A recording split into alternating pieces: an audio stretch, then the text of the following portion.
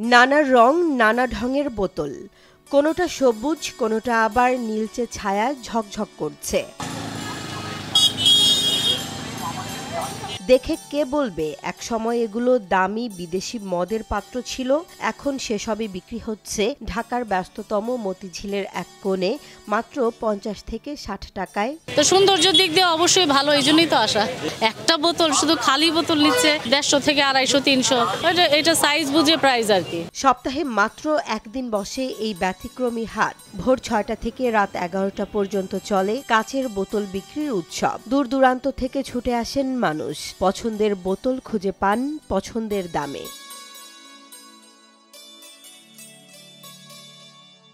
একজন ক্রেতা বলছিলেন, প্রথমে তো ভেবেছিলাম শুধু দেখে যাই, কিন্তু কাছে গিয়ে দেখি কাচের বোতলগুলো খুব সুন্দর, আমি একটা নিয়ে নিয়েছি।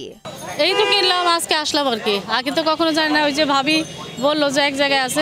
এই বোতলে মধু রাখবেন তিনি। বললেন, প্লাস্টিকের বোতলে তো রাখলে নষ্ট হয়ে যায়, এই কাচের বোতলে খাবার অনেক দিন ভালো থাকে। কাচের জিনিসের ভিতরে যদি কিছু থাকে ওটা নষ্ট হয় না, বুঝছেন।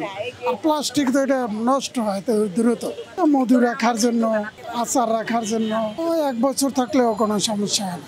হ্যাঁ, প্লাস্টিক গন্ধ বাইরে যায়, প্লাস্টিকের যে একটা গন্ধ, ওইটা গন্ধটা হয়ে যায়।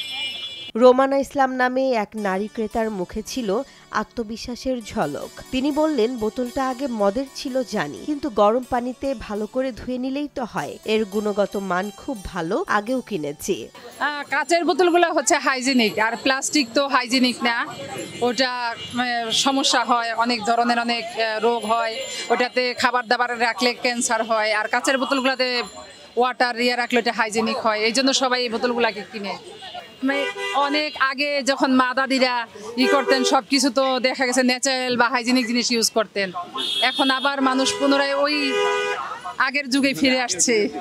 তা সমস্যা নাই, যদি মনে হয় যে এটার এই যে সিলটা আছে না, এটা উঠাই দিব, উঠানা। আর অ্যাকচুয়ালি তো একটা বোতল ইউজ করা কোনো বাধা নাই, এটা তো জাস্ট আমরা বোতলে পানি রাখবো।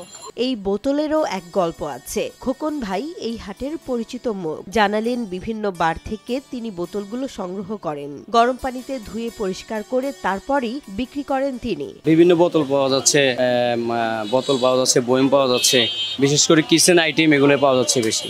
কাঁচের বোতল আর প্লাস্টিকের বোতলের ভিতরে অনেক পার্থক্য। কাঁচের বোতলে পানি রাখলে পানির মান ভালো থাকে, প্লাস্টিক বোতলে সেটা হচ্ছে আপনার কাঁচ পড়ে যায় বা বিভিন্ন ধরনের শ্যাওলা পড়ে, এই জন্য বেশি দিন আপনার প্লাস্টিক বোতলে পানি রাখা যায় না। আমাদের মালগুলো বিশেষ করে সব শ্রেণীর মানুষে এখন নিচ্ছে, যেহেতু কিচেন আইটেম আর বোতলে পানি রাখার জন্য বিশেষ করে কাস্টমার নিচ্ছে সবাই।